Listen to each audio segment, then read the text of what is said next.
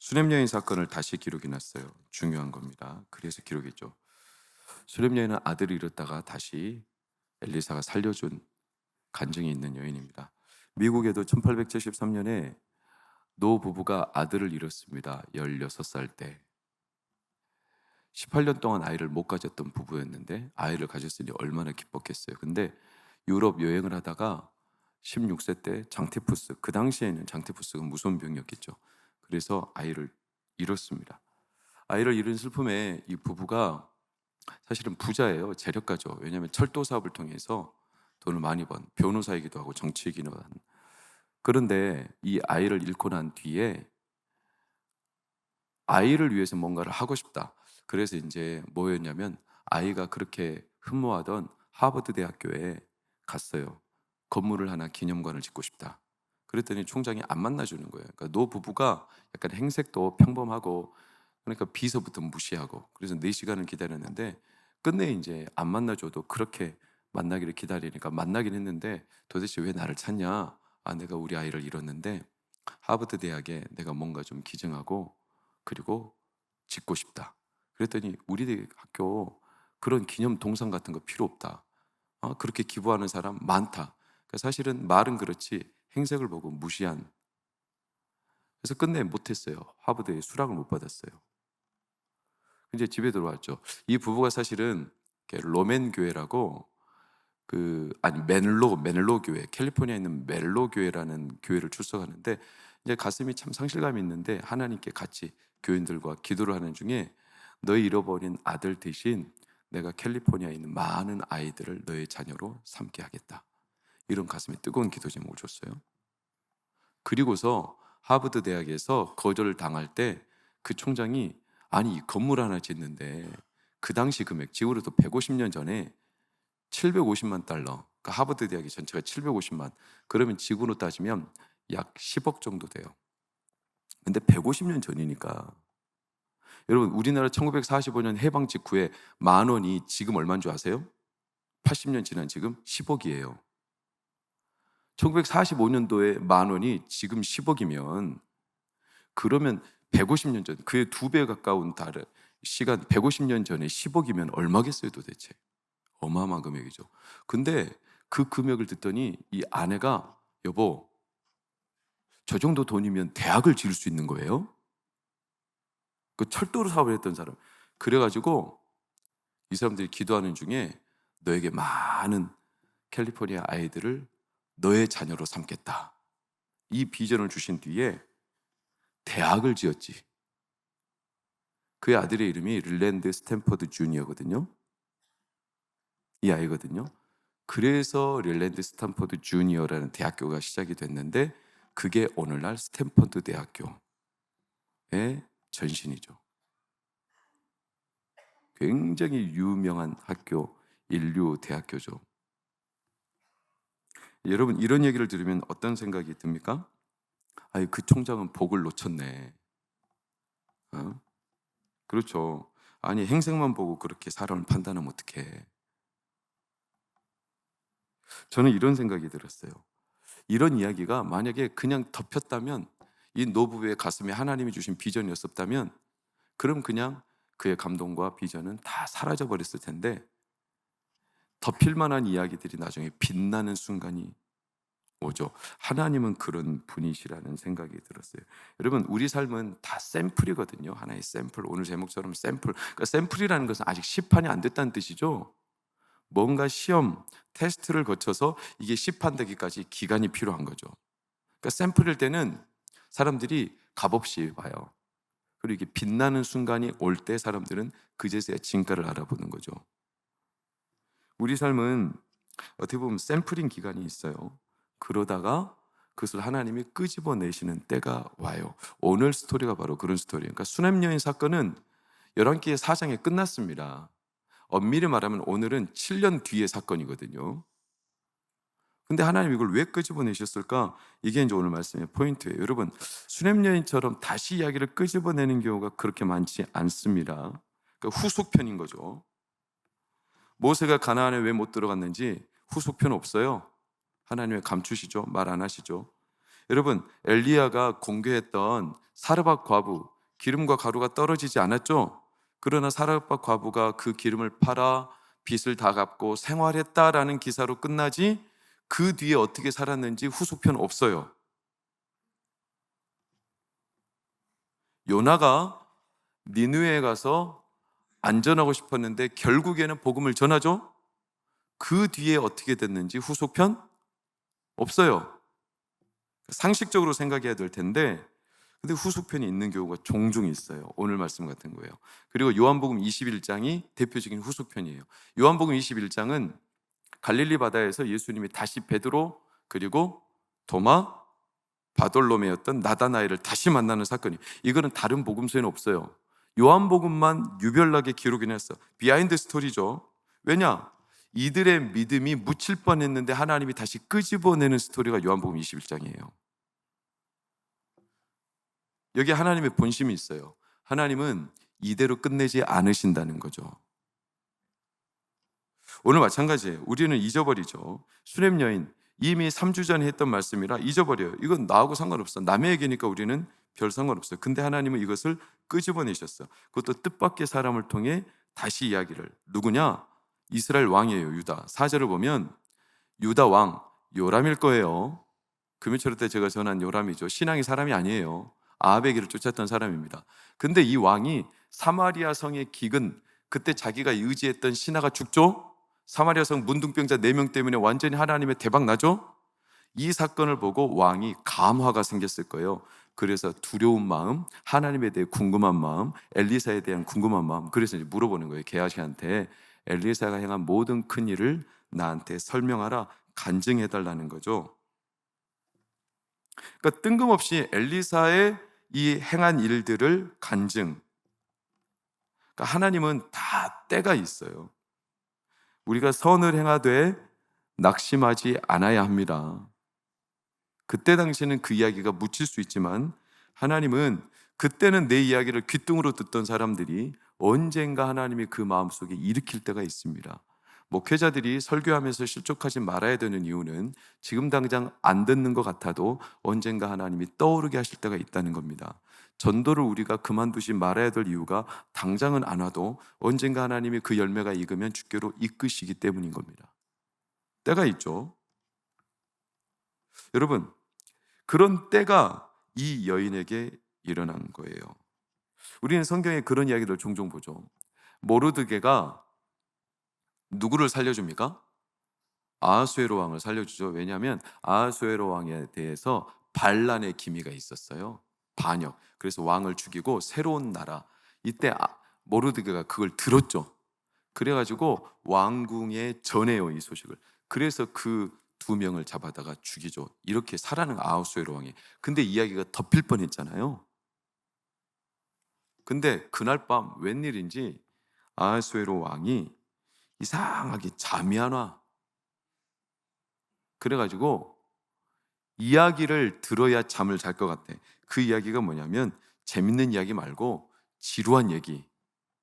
그래서 역대기를 끄집어내다가 옛날 사관들이 적었던 우리 왕궁에 있었던 여러 이야기들을 그냥 들어요. 듣다 보니까 모르드게가 행했던 일들이 기록으로 나오는 거예요. 그래가지고 그때 그럼 그 사람 내가 어떻게 상을 줬지? 아무것도 안 해줬는데요? 그래? 그래가지고 그때 모르드게를 데려다가 유다의 원수인이었던 하만의 계획대로 모르드게는 존귀하게 되고 하만은 낮아지게 되는 이 엄청난 반전의 역사가 거기서 시작된 거예요. 하나님의 때가 있어요. 유명한 무디 목사님, 뮬러 목사님인지 모르겠네요. 어쨌거나 2사람 중에 한 사람이에요. 여러분들이 찾아보세요. 평생 전도하기로 작정한 5명의 친구, 너무 유명한 이야기니까 그냥 간략하게 4명까지는 살아생전에 다 복음을 전했어요. 그래서 예수께로 인도했어요. 근데 5명은 못 전하고 죽었어. 5번째는. 근데 이 목사님이 장례 때, 그러니까 이 목사님이 돌아가셔서 장례를 치르는데 장례 소식을 듣고 마지막 친구가 40년인가 기도한 친구가 장례식장에 왔다가 네 친구가 평생을 너를 위해서 기도했다. 그래가지고 그 이야기를 듣고 그 장례식장에서 예수님을 영접했다라는 유명한 이야기. 때가 그때 온 거예요. 그래서 성경은 성도의 죽음도 귀하다고 하는 거예요. 귀하다. 경건한 자들의 죽음은 귀하다. 여러분, 만약에 여러분들이 장례를 치르거나 가족의 장례를 치를 때 주의 이름으로 강요는 아니에요. 부탁합니다. 반드시 예배로 드리십시오. 그러면 여러분의 가족들이 예수를 만나게 됩니다. 죽음은 인간의 민낯이거든요. 누구도 피해갈 수 없는. 그래서 죽음 앞에 섰을 때 사람들은 복음을 들을 수 있는 귀가 생깁니다. 마지막 기회일 수도 있어요, 그때가. 근데 장례를 친인척들 눈치 보고 가족들 눈치 본다고 예배로 안 드려. 그럼 너무 소중한 기회를 놓쳐버리는 거예요. 제가 일전에 말씀드린 적이 있던 것 같은데요. 제가 시골에서 사역을 할 때 그때 당시 멀리서 혼자 나오는 자기 동생 2명하고 그 가정에 아빠 엄마는 계신데 믿음의 가장이죠. 3학년짜리 딸내미 최보성이라고 있어요. 얘를 내가 이제 성가대도 지도하고 어린이 주일학교에서 지도했던 애예요. 근데 얘가 혼자 예수를 믿는데도 불구하고 엄마가 비극적으로 또 이렇게 암에 걸려서 일찍 죽으셨어요. 장례를 치러. 근데 그 딸내미가 사는 집이 집성촌인지라 최씨 가문. 최씨는 뭘로 유명하죠? 고집이 유명하죠. 근데 딸내미가 우리 엄마 예수님 믿는 사람으로 예수님 믿는 예배 드리면서 장례 치를래? 이렇게 고집을 막 피운 거예요. 이 보성이가 혼자서. 아니 그 가문에, 아니 그 집성촌에 예수 믿는 사람이 한 사람도 없어요. 심지어는 제가 그때 매장을 했거든요. 매장하는 데 가보니까 어른들이 왔는데 갓을 쓰고 있어. 우리는 갓을 믿는데 걔네들은 갓이요. 오마이 갓이요. 이런 어마어마한 가문이거든요. 근데 보성이가 난리를 치는 바람에 그 유교 가문에 기독교 장례로 예배를 치르게 될 줄 누가 알았겠어. 그 한 명의 고집으로 인해서. 때가 있어요. 무슨 방도든지 하나님은 우리의 실패조차도 복음을 증거하는 도구로 사용하십니다. 그렇게 왕이 뜬금없이 간증을 해달라. 그러면 게하시 입장에서는 뭘 해주면 좋겠어요? 가장 스펙타클한 거, 옛날 용맹스럽던 다니엘의 경험과 유대 임금 다윗 왕의 역사와 그 다음에 진짜 스펙타클한 거 뭐죠? 주의 선지 엘리야 병거 타고 하늘에 올라가. 그 엘리야가 병거 타고 올라갈 때 우리 스승님 엘리사가 영감을 갑절이나 받아가지고요, 그때부터 막 기적이 일어나는데요. 죽음의 솥에서 독을 없애고요, 막 물에 빠진 토끼를 건져내고요, 기름이 떨어지지 않게 만들고요. 이런 스펙타클한 이야기. 게다가 좀 곁들이면 자기 얘기가 들어가면 얼마나 금상첨화죠. 게하시 이야기가 들어가는 게 뭐예요? 사마리아 성이 아람 군대에 둘러싸였을 때요, 우리 스승님이 나를 위해서 기도해 줬더니 내 눈이 막 번쩍 열렸어요. 그래가지고 저는요, 하늘에 있는 하나님의 군대를 봤다는 거 아닙니까? 제 눈을 봐보세요. 뭔가 눈이 깊어 보이지 않습니까? 막 이런 얘기. 얼마나 좋아요. 근데 뜻밖의 이 게하시가 무슨 얘기를 한 줄 아세요? 5절 말씀인데, 게하시가 곧 엘리사가 죽은 자를 다시 살린 일, 누구 얘기를 하냐면 수넴 여인 이야기를 하는 거예요. 수년 전에 있었던 그 아들이 어렵게 태어나서 원래 불임이었다가 아들이 생겼는데 한 5, 6년 뒤에 열사병에 걸려서 죽어버린 아들, 그 아들을 엘리사가 살려줘요. 그 얘기.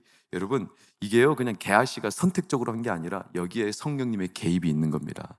누가복음 12장 12절을 보면 마땅히 할 말을 가르치리라,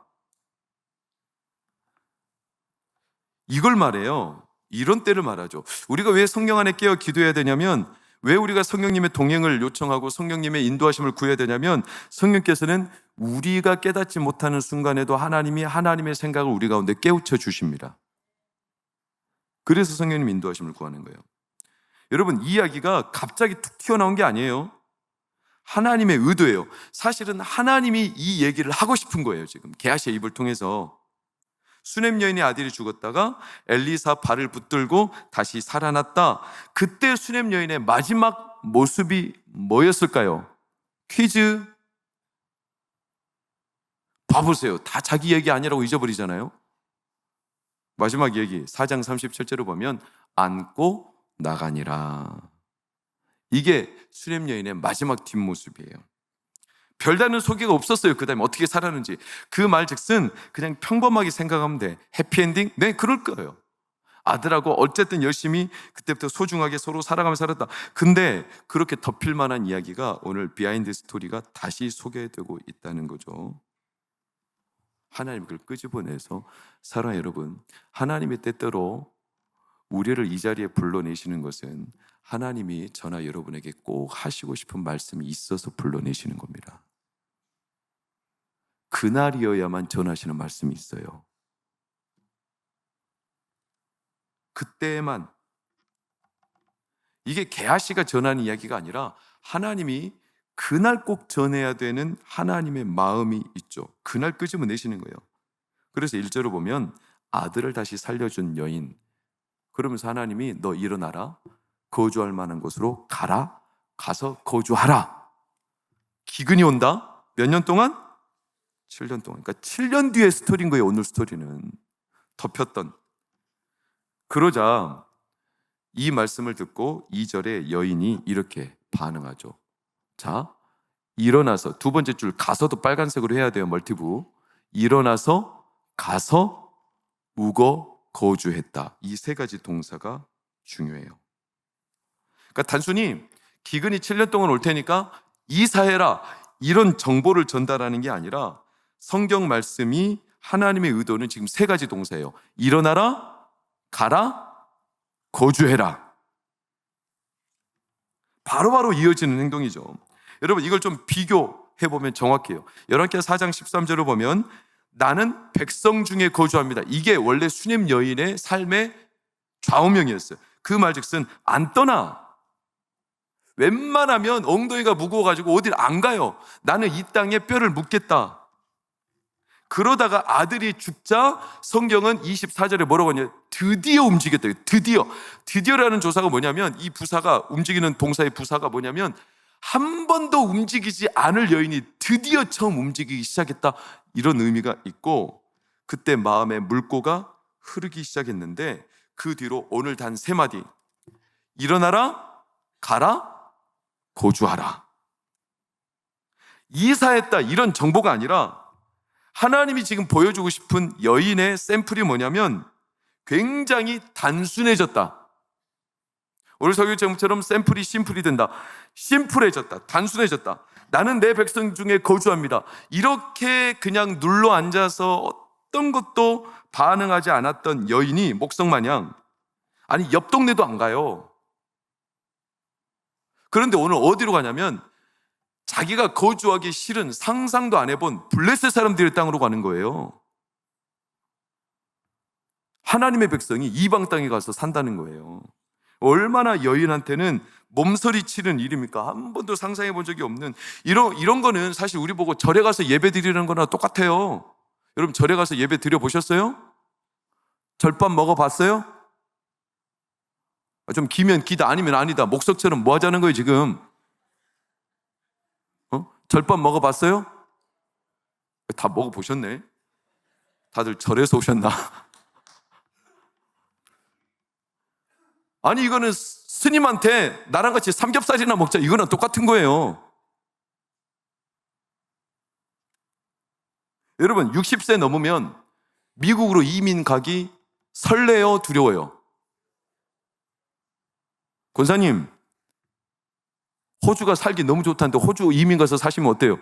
안 하죠. 누가 갑니까? 그거를 아무리 좋다고 해도 누가 그걸 갑니까? 친구도 없고 아무것도 없잖아요.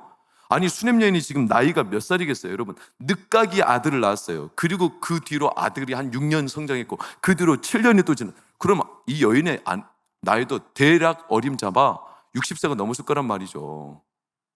근데 뭔 블레셋 땅이 지금 뭐가 보기 이렇게 좋게 있다고 블레셋에 이주를 해, 이민을 가. 안 가죠. 그런데 여인이 놀랍게도 너 가라, 거주해라. 그랬더니 단번에 그냥 움직이는 거예요. 여러분, 이런 단적인 증거가 뭐냐면 예전에 여인이 열왕기하 4장 아들이 낳기 전에 아들이 태어나고 난 뒤에 여인의 스토리가 무려 몇 절이냐면 30절이에요. 30절. 4장 8절에서 37절, 30절에 달하는 여인의 분량. 왜 30절에 여인의 마음이 복잡하게 꼬였어. 움직이라 해도 안 움직여. 뭔가 꼬였어. 복잡해. 항상 설켜있어. 이런 여인의 삶이었는데 오늘 여인은요, 단 몇 절 만에 움직이는 줄 아세요? 3절 만에 움직여요. 30절이 3절로 축약이 됐다는 거예요. 엄청 심플해졌어요. 그 말즉슨 여인에게 더 이상 어떤 계산이 없다는 거예요. 어떤 속셈이 사라졌다는 거예요. 생각의 회로가 꼬여서 복잡해가지고 한번 뭔가를 생각하고 결정 내리려면 어마어마한 시간이 마음에 요동치는 번뇌를 느꼈던 여자가, 여러분, 나이가 들수록 걱정이 많아져요? 나이가 어릴 때 걱정이 많아요? 들수록 많아지죠. 쓸데없는 걱정 얼마나 많이 합니까? 그런데 여자는 거꾸로 계산이 사라지고 굉장히 단순해졌어요. 일어나라, 가라, 거주하라. 그랬더니 단번에 일어나 가서 거주한 거예요. 무려 7년 동안. 그것도 이방 땅에. 이 말즉슨 하나님을 신뢰하는 믿음이 단단해졌다는 거고, 성령님의 이끄심에 굉장히 우선적으로 움직이겠다. 여러분, 이게 왜 놀랍냐? 우리는 너무나 잘 알고 있기 때문에 그래요. 여자의 습관, 여자의 마음의 습관, 여자가 반복적으로 습관적으로 내뱉었던 말이 뭐냐면 열왕기하 4장 16절 28절 속이지 말라, 속이지 마시옵소서. 한이 맺히고 꼬이고 억화심정이고 무심결로 내뱉은 반응이라고 하지만 언중유골, 이미 그가 내뱉은 말에 그의 마음, 그의 삶이 다 담겨 있죠. 속이지 말라는 이 한마디 말에는 여인의 온갖 복잡한 심경이 다 담겨 있던 그런 여인이, 아무도 그 마음을 풀 수가 없어요. 그 삶을. 사람은 언어만 보면 그 사람의 속내를 다 알 수 있어요. 모국어가 있죠. 엄마에게 배운 언어, 아빠에게 배운 언어. 여러분, 애들 언어가 사납다고 뭐라 하지 마세요. 다 여러분한테 배운 거거든요. 부정적인 언어, 냉랭한 언어, 무관심한 언어, 냉소적인 언어, 이거 다 부모로부터 물려받는 거지 자녀들이 그 언어를 받는 게 아니에요. 그러니까 우린 언어만 보면 그 사람의 심경이 딱 드러나. 뭐 어쩌라고. 그래서 냉소적인 사람들이 있죠. 여러분, 분노케 하는 언어들이 있죠. 무슨 말만 하면 사람을 기분 나쁘게 하는 언어들이 있어요. 그 사람은 속이 뒤틀려 있죠. 꼬여 있어요. 안 봐도 그 사람의 삶은 복잡해요. 단순하지 않죠. 왜? 언어는 어디서 튀어나오니까? 마음에서 튀어나오니까. 언어는 마음의 거울이니까. 예수님이 그래서 그런 거예요. 입으로 들어가는 것이 너희를 더럽게 하는 게 아니라 입에서 나오는 게 너희를 더럽게 한다. 마음속에서 나온다는 거죠. 심지어 야고보는 이 혀는 불의의 색이라고 그랬어요. 지옥불과 똑같다고 그랬어요. 혀, 말 한마디 때문에 우리 인생이 조져진다는 거예요. 여러분, 교회 안에 얼마나 웃긴 줄 아세요? 봉사도 열심히 해요. 섬김도 잘합니다. 근데 말로 다 까먹는 사람이 있어요, 없어요? 있어요. 진짜 교회 봉사 열심히 하거든요. 근데 말로 다 까먹어. 그분은 말만 안 하면 돼. 말만 안 하면 너무 좋아.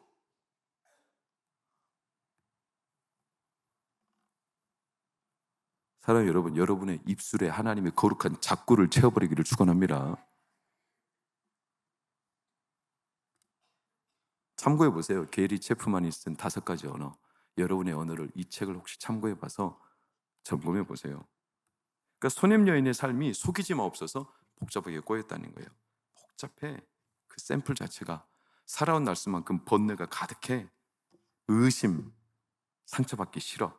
속을 그러니까 꽉 숨기고 사는, 괜찮은 척 하는데 건드리지 말아야 될 영린이 있어요. 영린, 용의 거꾸로 박힌 비늘. 이걸 건드리면 터지는 거. 여인, 그게 뭐냐? 아이의 문제예요. 근데 엘리사가 당장 아이가 있겠다고 하니까 속이지 마십시오. 누구도 이 여인에게 그 이야기를 할 수가 없을 만큼 폭발 직전까지 가는 이 여인, 이걸 감추고 사는데, 여러분 생각해 보세요. 그거 감춘다고 상처가 사라져요? 안에 더 골마 터지지? 우리 마음이 얼마나 웃기냐면요, 우리 마음은요 길과 똑같아요. 길이 움푹 패인 곳이 있다고 생각해 보세요. 거기에 위로 차가 지나가면 항상 어떻게 될까요? 항상 덜커덩거려요.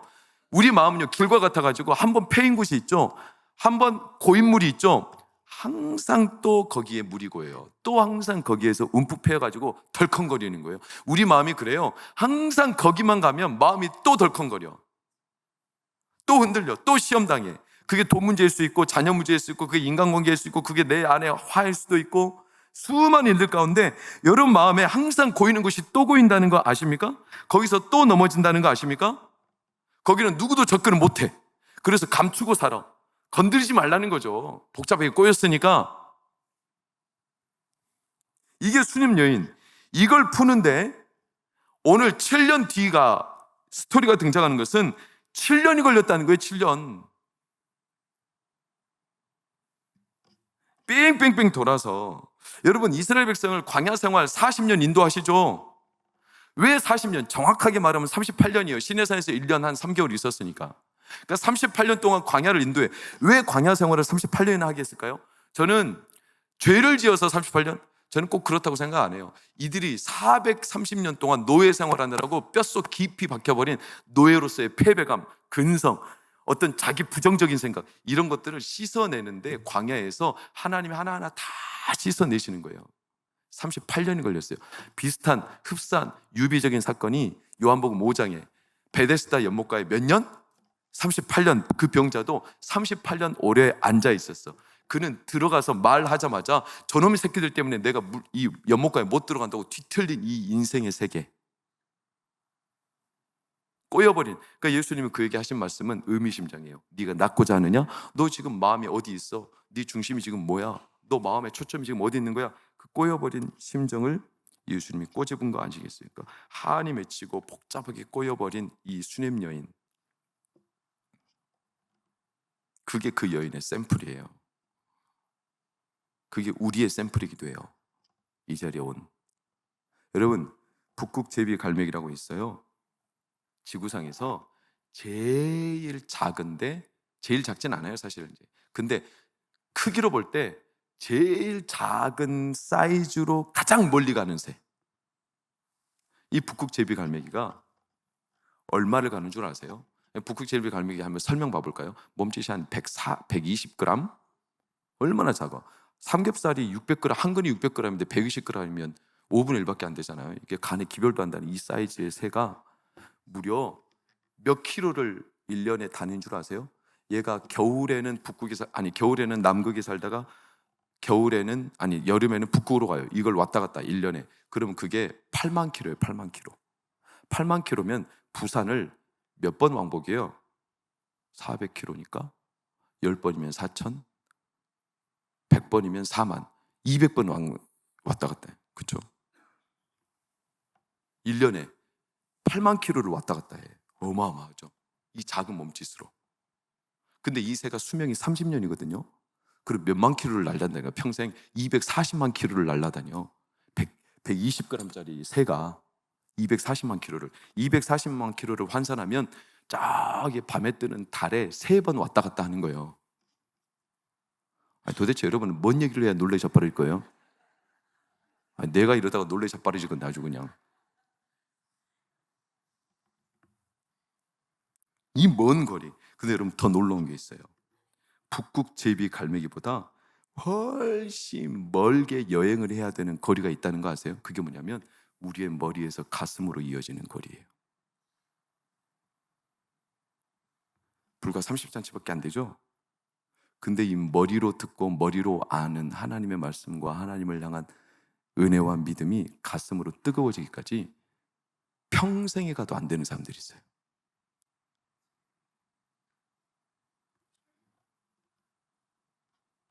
냉가슴, 복잡하게 꼬였어.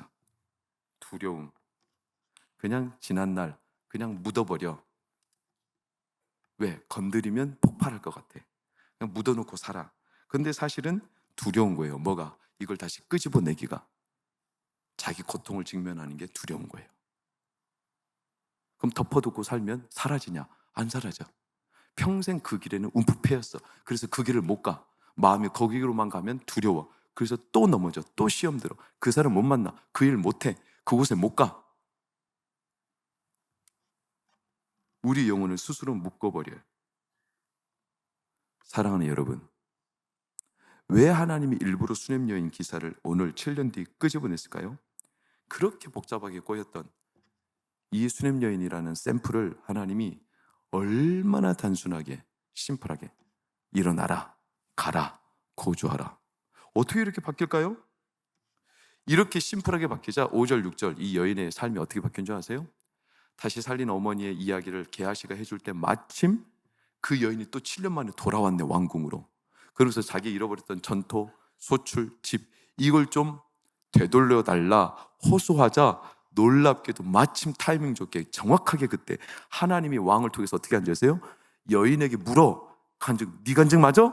네, 맞습니다. 왕이 그를 위하여 국무총리를 한 명을 붙여줘. 그래서 이 여인한테 있던 모든 재산을 다 돌려주라는 거예요.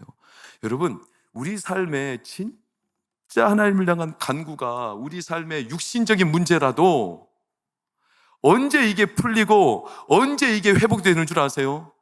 내 삶이 복잡하게 얽혀있고 섞여있을 때는 안 풀려요. 안 보여요. 그 길 자체가. 근데 하나님이 내 영혼을 심플하게, 굉장히 단순하게 하나님만으로도 충분하게 하시는 날이 오늘이 되기를 축원합니다.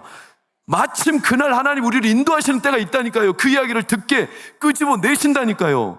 왜 그날 예배를 오게 하셔서, 왜 손목사를 통해 그 이야기를 듣게 하셔서 내 마음에 지난 7년 전의 이야기, 내 마음에 지난 10년 전의 이야기를 왜 그때 생각나게 하셔서 내 마음에 원한, 다시 마주하고 싶었던, 쉽지 않았던 그 이야기를 하나님이 보게 하신 다음에 나에게 눈물을 쏟아내게 하시고 내 마음에 하나님을 향해서 탄식하게 하시며 내 마음에 복잡했던 안개를 싹 다 걷어내신 다음에 하나님 어떻게 하시냐면 이제는 일어나 가라 거주하라 이 말만 떨어져도 내 마음은 그냥 단순하게 하나님 앞에 반응하게 하신 뒤에 놀랍게도 하나님은 여러분의 삶과 내 삶과 우리의 삶에 섞여있는 수많은 복잡했던 일들도 하나님이 한순간에, 이건 그냥 허문맹랑한 소리가 아니에요. 왜 이 수냄 여인을 우리에게 들려주시냐면 한순간에 오늘 바로 지금 당장 여기서 하나님은 그 일을 회복하십니다.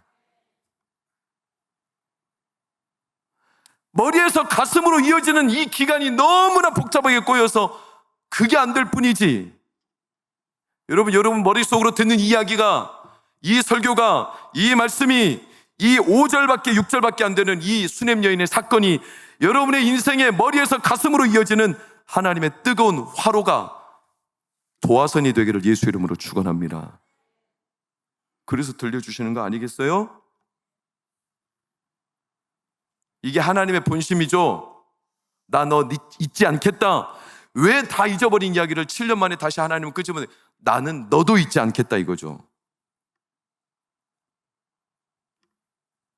그때 나타나는 성도의 증상이 있어요. 그게 뭐냐? 저를 따라해 보세요. 기쁨. 그때 나타나는 게 기쁨이에요. 기쁨이 없어요? 여러분, 기쁨이 없죠. 현실을 보면. 그러나 기쁨이 없다는 건 정확하게 말하면 하나님으로 인해 우리의 마음이 단순하지 않다는 거예요.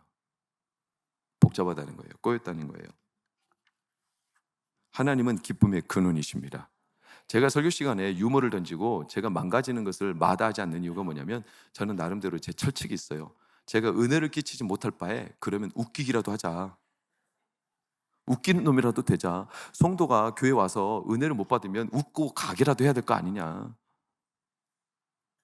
그래요, 안 그래요? 막 화나가지고 송기도 목사 막 끌어내고 싶고 입을 찢어버리고 싶고 막 그러면 되겠어요? 제가 종종 그런 실수도 하지만 기쁨, 여러분 다른 수준에서 오는 기쁨이 있어요. 언어만 능숙해도 우리가 한글만 해도 누릴 수 있는 유튜브나 여러 가지 컨텐츠가 있지만 영어만 해도요 우리가 누릴 수 있는 컨텐츠가요 30배 이상 많아진대요. 언어만 달라져도, 사는 곳만 달라져도 여러분 뷰가 달라져? 보는 게 다르죠. 한강뷰, 바닷가, 리버뷰, 공원뷰, 얼마나 보는 사는 곳만 달라져도, 높이만 달라져도, 그렇죠? 그래도 여러분 부러워하지 마. 여러분은 알라뷰. 하나님 여러분을 사랑하셔. 기량만 올라가도 스포츠, 예술, 음악, 기량만 올라가도 누리는 게 달라져요. 체력이 달라지면 어때요? 삶의 퀄리티가 달라지죠? 솔직히 말하면 우리는 마음은 원이로되 육신이 약하잖아요. 그래서 못 누리죠? 체력만 올라가도 누리는 게 달라져요. 이번에 전 세계 선수권, 실내 체육, 육상 선수권, 우상혁 선수 금메달 받은 거 아세요? 뭐가 달라졌을까요? 2년 전 파리 한번 봐세요. 파리예요. 오늘 봐보세요. 뭐가 달라졌어요? 머리가 달라졌어요? 당연히 머리는 시간이 지나면 길어나니까. 뭐가 달라졌냐면 근육이 달라졌어요. 파리 올림픽 때는 뭘 줄였냐면 다이어트 해가지고 몸을 줄였어요. 가볍게 뛰어오려. 다이어트 했더니 뭐가 사라지냐면 달리다가 수평에서 수직으로 뛰어오르는 파워가 사라지더라는 거예요. 왜? 다이어트가 체력이 딸리는 거예요. 그래서 올해는 작전을 바꿨어. 다이어트가 아니라 근육량을 늘렸어. 그랬더니 금메달 딴 거 아세요? 수준이 달라져. 메달 색깔이 달라져. 다이어트만 해도 여러분, 다이어트 하면 몸이 달라지니까 입는 옷이 많아지죠? 요즘에 우리 아들 손예일이가 고민이 있어. 살이 풍부해지니까 입는 옷이 갈수록 줄어. 그래서 항상 입는 옷만 입어. 그 옷만 입어. 왜? 편하대. 옷을 사줘도 안 입어. 불편하대. 왜? 살 때문에. 그래서 찢어진 바지를 입고 다녀요. 그게 편하대. 솔직히 말하면 편한 게 아니라 딴 옷을 못 입는 거예요. 건강하면 음식을 즐길 수 있죠? 건강 안 하면 음식 함부로 못 먹죠? 왜요? 이 음식 안 돼. 이 음식 안 돼. 왜? 혈당 높아져. 혈압 높아져. 왜? 건강하지 못하니까. 여러분, 육신의 문제도 수준이 달라지면 누리는 기쁨이 확 달라집니다. 그럼 영이 달라지면 어떻게 되겠어요? 그래서 바울이 뭐라고 했냐? 육체의 연습도 유익이 있다. 약간의 유익이. 그러나 경건의 훈련, 영적인 유익은 금생과 내생에 두루두루 나타난다는 거예요. 차원이 다르죠. 여러분, 겉사람은 멀쩡한데 속사람이 병든 사람 봤어요? 못 봤어요? 봤죠. 아니, 오늘날 속사람 병든 사람 훨씬 많아졌어요. 겉은 멀쩡해. 집 밖으로 못 나와요. 두려움 때문에. 아무 일도 못해요. 아무 음식도 못 먹어요. 바닥에 떨어진 거 좀 먹으면 어때? 안 죽어. 근데 큰일 날까 봐. 왜? 자기 속이 약한 거예요. 불안증이죠. 염려증이죠. 여러분, 다 시험 드는 거 아니에요. 똑같은 상황이라고. 어떤 성도는요, 시험이 찾아오면 기뻐합니다. 시험이 찾아오면 즐거워합니다. 왜? 이 시험 뒤에 하나님이 주실 영광이 보이는 겁니다. 복이 보이는 겁니다. 그게 왜 그럴까요? 수준이 다른 거죠. 시험의 사이즈가 문제가 아니죠. 수준이 낮으면 좋은 거 줘도 못 누려요. 왜 우리가 기쁨이 사라질까요? 왜 복잡해지기 시작했을까요? 내 안에 하나님보다 내가 훨씬 많아졌기 때문이죠. 내가 샘플인데 자꾸 하나님보다 앞서가려고 해. 샘플은요, 아직 시판이 안 됐다니까요. 여러분, 장갑이 왜 손 모양인 줄 아세요? 장갑이 왜 손 모양이에요? 손이 들어가기 위해서예요. 손에 잘 맞아야 일을 할 거 아니에요. 그럼 질문 드려요. 사람은 어떤 모양일까요? 하나님의 모양, 하나님의 형상이에요. 왜 그럴까요? 하나님이 들어오셔야 되니까. 그래야 진짜 기쁨이 있으니까. 장갑은 손이 안 들어가면요, 흐느러내려서 장갑은 아무 능력이 없어요. 근데 이 목장갑에 손이 들어가면 집을 짓습니다. 고무장갑에 손이 들어가면 집안일이 깨끗해집니다. 라텍스에 손이 들어가면요, 메스를 들고 수술을 해서 사람을 살립니다.